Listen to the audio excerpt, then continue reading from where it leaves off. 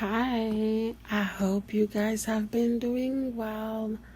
I have. I have been reading, stuck on books, taking notes, endlessly finding paperworks I could read from different universities about mental health.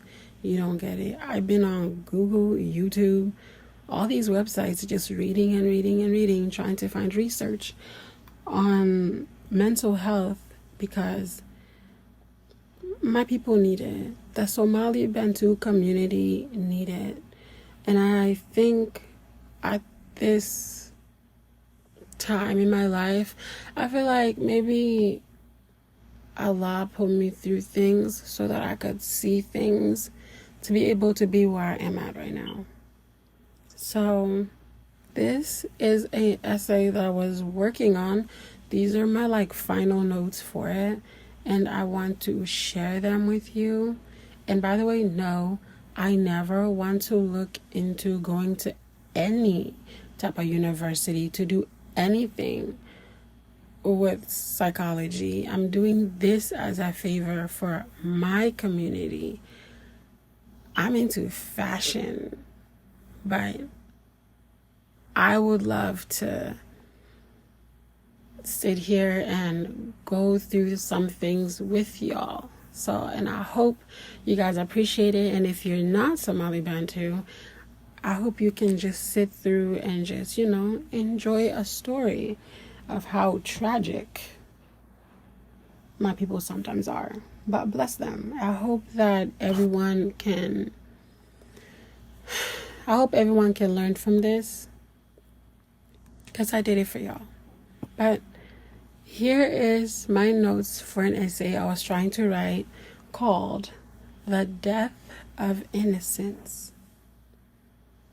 In this episode, we will speak about Somali Bantu research done by Van Lemon and Omar Eno. Dr. Eno, that was accidental. I have a speech problem, and I hope one day in the future I don't have to say that, and people who listen to me just know if I mess up, I have an issue. And let me start over. Dr.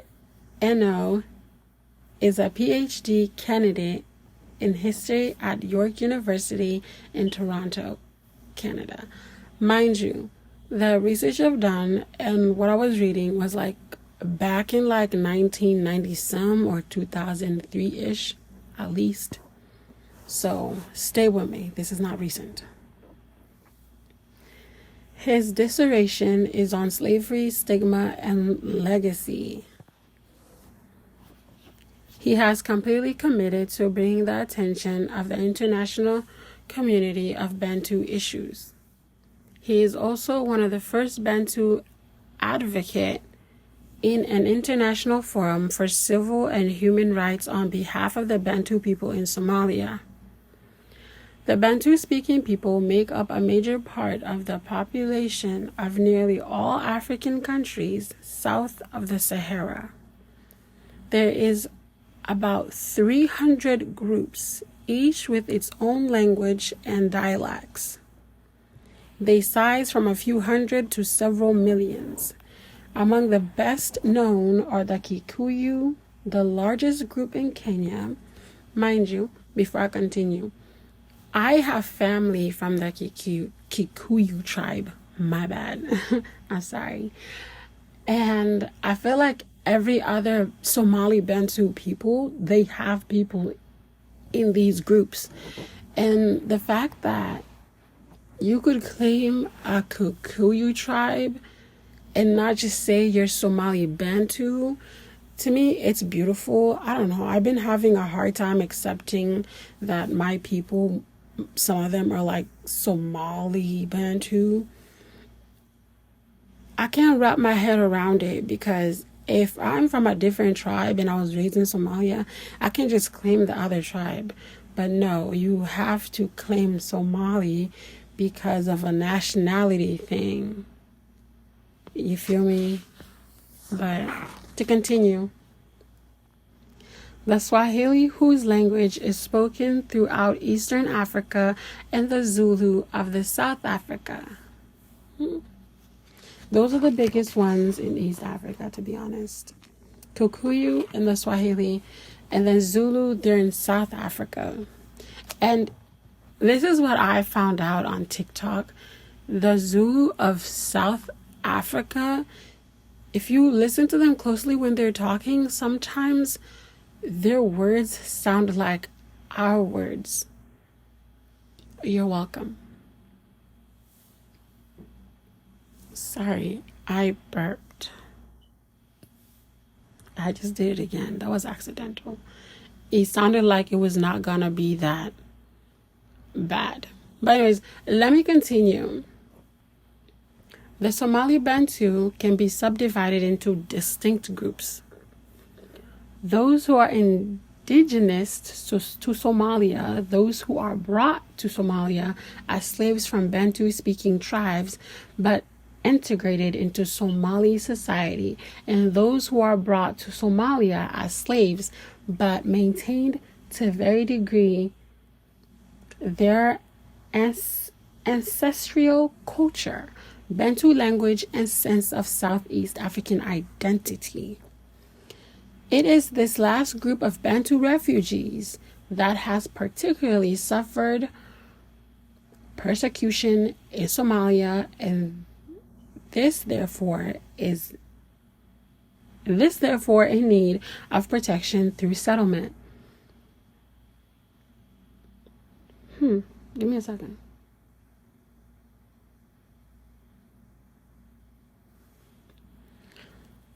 Let me continue. These Bantu originally sought settlement to Tanzania in 1993 and 1994, and to Mozambique in 1997-1998, before considered for resettlement in the United States in 1999. So did you know that Bantu people started coming here in 1999? I honestly did not know that. And not only that, the Somalians were coming here way longer than us. But the importance of me giving y'all a little bit of this backstory is to get into something way deeper. And here we go.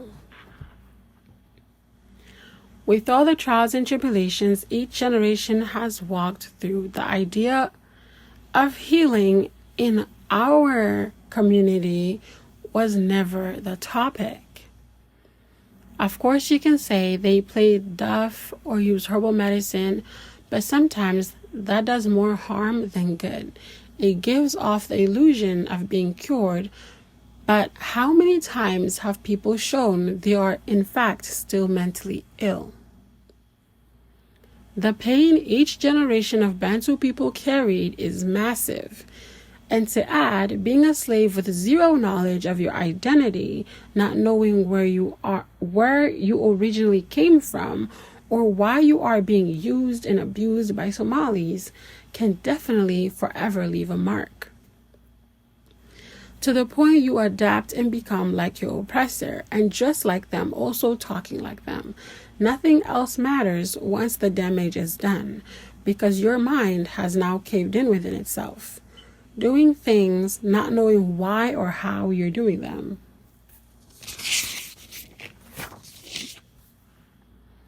So much fear has been installed in the minds of Somali Bantu men and women. They have no idea they are destroying the minds of their own children. Other ethnic groups in the past have had authority over them and their parents and the parents of those parents, causing trauma to be passed down genetically, and no one in the Somali Bantu community notices this. We are so deep in our wounds, the concept of mental health doesn't even exist. Confronting a Bantu parent about the abusive relationships they have with their children is the hardest thing to do. Abusing children mentally, emotionally, and physically gives these parents a sense of happiness. Them liking having authority in an abusive way. My bad. Let me start over with that sentence because I'm messing up.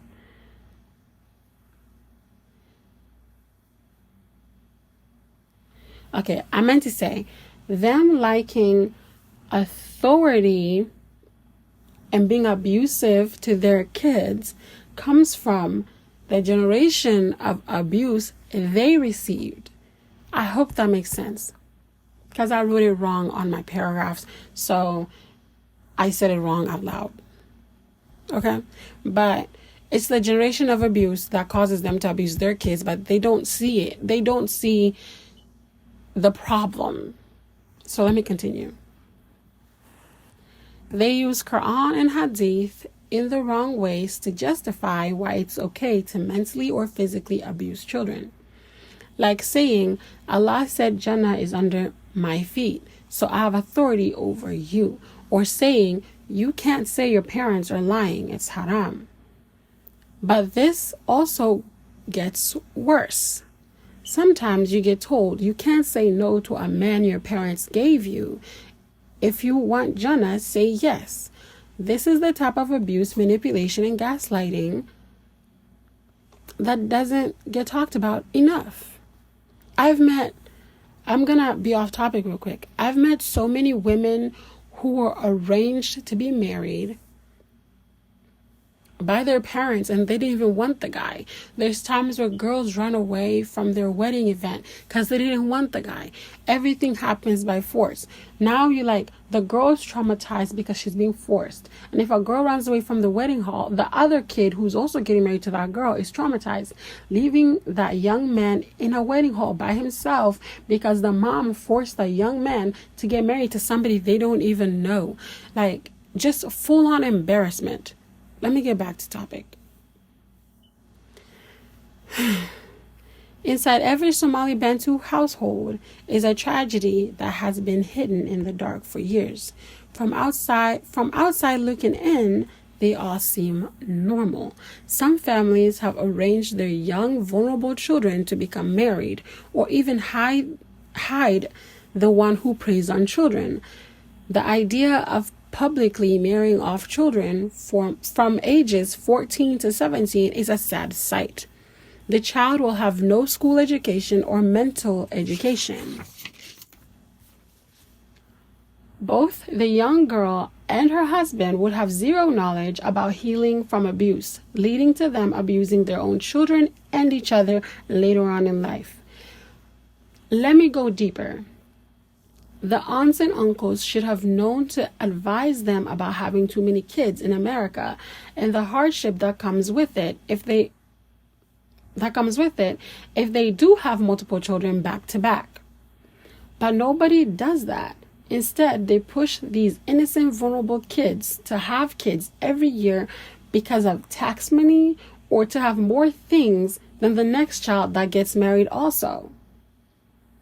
While these weddings are detrimental to a child's mind, these events are the only time Somali Bantu women get together to laugh and cheer, knowing 2 days ago or 2 days prior, they rarely liked each other and assuming someone is bringing voodoo to the event because they swear someone is jealous. They probably aren't wrong, knowing how messed up everyone's mindset is. To continue about these events, they usually sit and fake laugh and gossip about other Somali Bantu families one city over. When there is a funeral, our people will gather money and gossip about how so-and-so couldn't barely afford to bury their family member. The condolences are never sincere when it comes to many people. They only do it because they don't want the next person to say, oh, Amina didn't go and give her respects to so-and-so. Adding false information to someone's name is something you'll never miss when it comes to being Somali Bantu. Not all, but the majority of Bantu homes, there is no support when it comes to sexual abuse. Let me quote a parent real quick. Don't tell your dad. That would crush him. Coming from a parent who's protecting the people who abused their child. Some parents go to an extent to blame the child when it comes to these cases. And once again, mental health of the child, Once again, the mental health of the child is disregarded. There are many cases where some women would appear very supportive, so you go and tell them about your daughter's and son's business. But it's not healing based. It's being done just to spread those kids' lives information to people you don't even know. Sometimes parents call relatives or go on WhatsApp and air out their minors' business. These are young women and young gentlemen that you guys are putting vulnerable information outside, in the means of punishing them and thinking it'll help with their growth. Mind you, everyone in the United States and Africa will be dehumanizing the children. And that is the most effed up thing. That one is off topic. It's the most effed up thing to do to your kids. Like, that's a no for me. There's no way while your child is growing and learning life, everyone outside of your home knows information about that kid. Let your child grow in private and in peace. It's really not that hard. To continue. Most Bantu parents will speak about someone else's child, saying things like that child is fast or very performative, including how that child might have endured sexual abuse in their childhood. And off topic again, that never made sense to me, because why aren't you trying to be helpful and guide these young children in their lives, rather than you go to the next person as a grown woman or a grown man and you talk about someone else's young child being abused? That never made any sense to me. And then it is so bad in the Somali Bantu community when it comes to sexual abuse, because the grown parents will tell their kids, and their kids will literally go around laughing about it, talking about it, and spreading rumors to their other little friends. Like, that is how you mess up the mindset of kids, period. But I digress. Let me continue.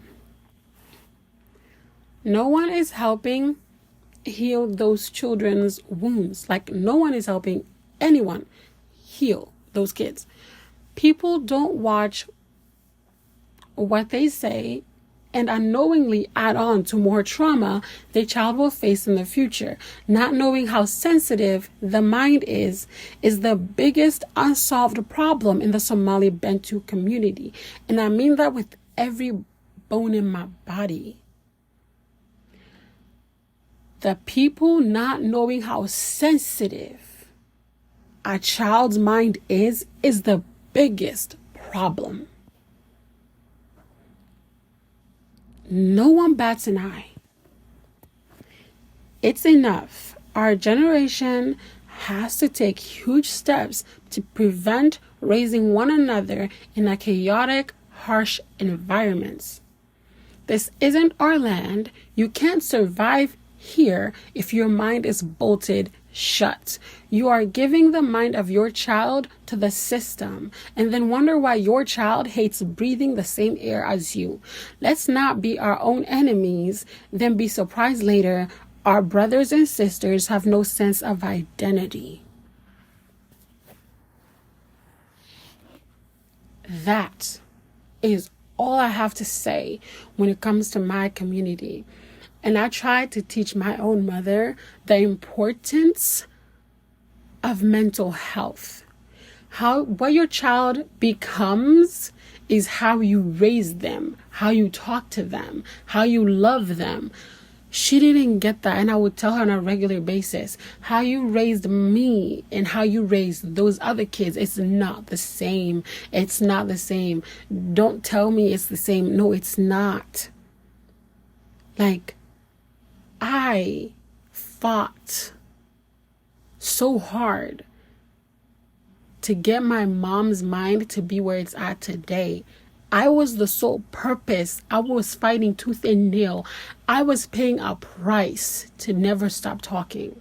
I made a difference in my home because I never stopped talking. It was always constant fighting. I kid you not. Tooth and nail. Me and my mom would bump heads. Me and my stepdad bumping heads. I was never quiet. Mentally, I was so drained. Like, y'all would know because I used to be on social media and I stopped. I used to tell you guys how much I wanted to commit. I wanted to tell you guys I was always telling y'all what I was going through. And then one day I went completely off online because I started going through phases. Like, my heart was broken by family, friends, like drug abuse, all those things. I endured that because of how much my mental health was so bad. And you can't commit because it's a sin, you know what I mean? Like, commit suicide. You can't do that because it's a sin. So I was just suffering. So please listen to me. Listen to me. I am speaking from experience. Our community is sick. The parents are sick. Everyone acts normal, but there's something wrong with our community. The minds of our parents are not open. They tell you wake up, but they have no idea what to do with you if you were woken up. You know what I mean? Like, where they grew up and where we are growing up, it's not the same thing. You feel me? So I hope that I could reach out to people and we could figure something out, because no. And I feel bad for the women who were married from 2002 to 2011. Their minds are messed up. Even 2013, I would say. Their minds are asleep. Most of them, their minds are asleep. And that's their parents' fault. You do not do that to kids. And most of these girls who were married around that time got like at least 8, 9 kids. Like, how you do that to your child? Then you become a child who's raising children. And you're not going to have enough time to raise 8 kids individually. It's too much. But that was it for today. I hope you guys have a wonderful week. All right. Bye.